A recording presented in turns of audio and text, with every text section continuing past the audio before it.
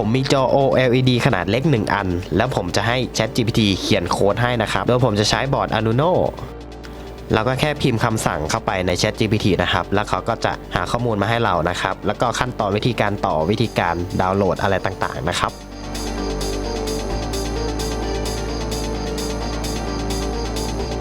ส่วนวิธีการต่อก็จะมีแค่สายไฟ4เส้นนะครับแล้วก็ต่อตามที่ ChatGPT บอกได้เลย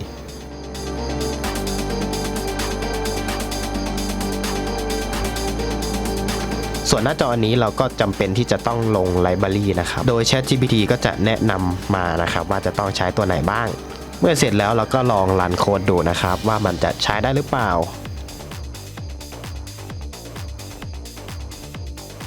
นี่นะครับก็เป็นอันใช้ได้นะครับแล้วก็สามารถประยุกต์ใช้ได้หลายอย่างเลยนะครับหรือว่าเราอยากให้ ChatGPT ช่วยเขียนโค้ดอะไรแล้วก็บอกได้เลยนะครับ